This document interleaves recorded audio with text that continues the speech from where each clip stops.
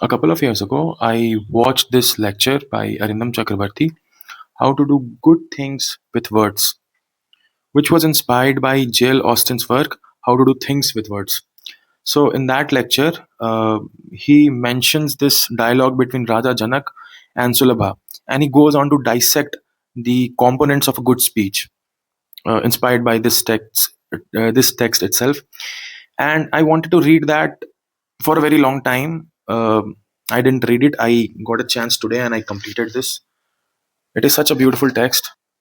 This work shows this text shows how rooted in feminist ideas Indian civilization and Indian history actually is.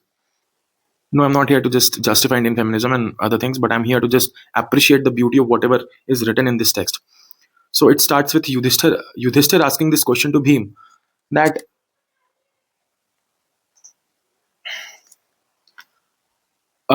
he asks, how can a person attain liberation while still living in the world? Is it possible for a king who is engaged in his duties and governance to be truly free, to be truly unattached to the luxuries and royalty around him? And Bhishma just goes on to explain this, to tell this part of history to Yudhishthira. He starts by mentioning specifically that it was the age of dharma, वह धर्म प्रधान युग का समय था. And then he goes on to explain what happened in that story. So this is a dialogue between Rajarshi Janak. He is a Raja and he's a Rishi. He has perfectly balanced those two things, and he's still a Grihasti. He is still in Grihastha ashram. And the other character is Sulabha. Sulabha is an ascetic. She's a Sanayasini. She's a wanderer. She's a she's radical intellectual who challenges the power, the identity. She is free. She is enlightened. She is a true seeker of truth. So these are the two characters in this dialogue. So it starts uh, with a doubt that Sulabha has in her head. She is skeptical about Raja Janak. Is he truly enlightened, or is it just the reputation that he has built around himself?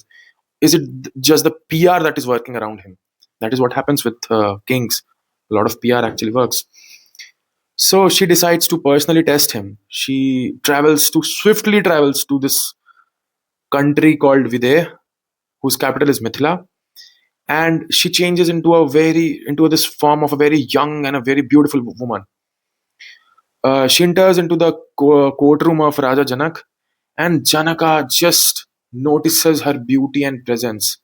He welcomes her respectfully. He did all the shishtachar, he did all the hospitality. He gave her the seat, the food, he washed her feet, and did all the ritual with respect.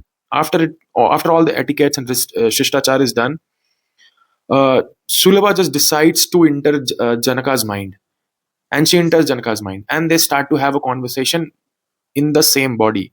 They are in the same body. She still doubts whether he's truly liberated, and she is in Janaka's consciousness. She's basically inside her head and heart. So dialogue begins by Janaka asking her, "Who are you? Where do you come from? What is your lineage and what is your purpose? And how did you enter my mind?" And before all this, he asks her, "To whom do you belong? To whom do you belong?" That is the question that hit her the most. It was kind of an insult. I mean, insult is actually on the ego, but to whom do you belong? Asking this to an ascetic, to a sannyasini, somebody who has given up everything, who has renunciated everything, uh, who is a true seeker of truth, who has attained moksha. It's not right to ask someone like that such question. So Raja just goes to explain his philosophy, how he has learned from his guru Panchashikha, how he has mastered Sankhya Yoga, how he has mastered yoga, how he's situated in dharma. He is following his how he is following his duties and responsibilities. He goes on to explain the nature of liberation, what is gyan, what is detachment, and what is the right action. He explains his detachment, uh, stating this like, when you sow a seed in the ground, in the soil, it germinates. But when you sow a roasted seed in the ground, it will not germinate. It will not result into anything. And he says, जो ज्ञान प्रदान किया है वह निर्बीज है. मतलब the knowledge that he has, that his guru has given him, is actually, uh, the knowledge that his guru has given him will not germinate into attachment of any sorts to all the royalties and luxuries around him. He says that he has attained the non-duality of intellect. बुद्धि की परम निर्द्वंद्वता को प्राप्त कर ली है. That is a statement in itself. He claims that he's not attached in his pleasure or in pain. He is non-different to gold, to a stone, or to a clay. He is truly unshaken by any praise, or truly unshaken from any praise or any insult. And he gives this very beautiful example: if somebody is to smear sandalwood on his arm and to chop off his other arm, both person are equal to him. So he goes on to state this thing about Sulabha, because she carries a staff with her. So he says, मेरी तो यह धारणा है कि गेरुआ वस्त्र पहनना, मस्तक मुड़ा लेना तथा त्रिदंड और कमंडलू धारण करना, ये सब उत्कृष्ट संन्यास मार्ग का परिचय देने वाले चिन्ह मात्र हैं. इनके द्वारा मोक्ष की सिद्धि नहीं होती है. The saffron robe that you are wearing, the staff that you are carrying, the ascetic appearance that you have, they do not lead you to liberation. They are just a symbol. They will, he goes on to speak that त्रिदंड और गैरिक वस्त्र आदि धारण करने से कुछ सुविधा प्राप्त होती है और कष्ट कम होता है. इसलिए सन्यासियों ने उन चिन्हों को धारण करने का विचार किया. Which means that taking on the appearance of a sannyasini, wearing that saffron robe, carrying that staff, will it will just give you some comfort and take you away from discomfort and the pain that this journey might have, which is, I think, very much true in present context, with what is happening in this country right now. Then he states this one very beautiful verse. I think every lover should be sending to his or her significant other. स्त्री और पुरुष जब एक दूसरे को चाहते हो, उस समय उन्हें जो संयोग सुख का लाभ होता है वह अमृत के समान मधुर है. It is just like ambrosia. The ecstasy that they get is just like ambrosia. He goes on to explain like how she has violated a lot of things that should not have been violated by her entering Janaka's mind without his permission. So Sulabha is very shaken and very disturbed by these words that has been used by Rajarshi Janak. She goes on to reply to it in a very sophisticated and very intellectual way. I'll tell you how. To the insult thrown at Sulabha by Raja Janak, she goes on to just explain to Raja Janak what are the components of of good speech. What are the blemishes that a speech can have for an intellectual like Raja Janak? This is the utmost insult anybody could have done to him. So she goes on to describe what are the blemishes of speech.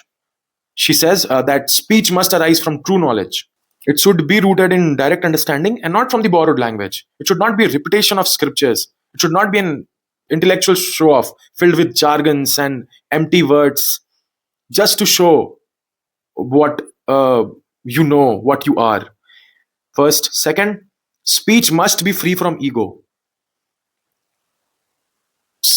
Anything that you say should not be spoken to dominate, impress, or win someone else. If you have to really affect the person on the other side, it should not be an argument for superiority. It should not be assertion of identity. Third, speech must be purposeful.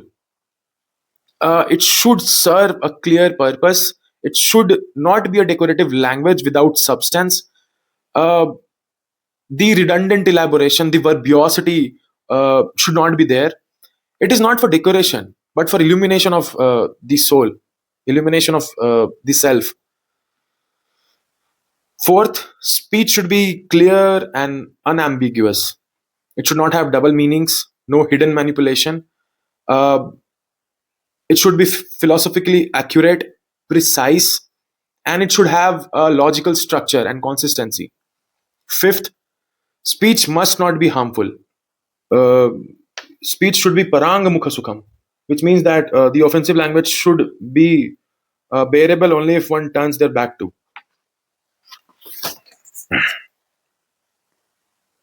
Speech must be balanced. There should not be over explanation or under explanation. It should be complete yet concise. Speech must be context aware, with the context to desh, kal, and patra, with the accordance to situation, listener, with the accordance to situation, listener, and time. Speech must be internally consistent. It should have no contradictions. Speech must emerge from inner freedom, uh, should not come from desire, fear, or attachment. And speech should not be socially conditioned identity talk. One should not talk about their caste, their gender, their social roles, and things like that. Sulabha teaches Janaka the vices of speech, then further goes on to explain the qualities that a good speech should have just to deliver whatever Janaka asked her in a rude fashion, in a very insulting way. This has to be the greatest insult ever.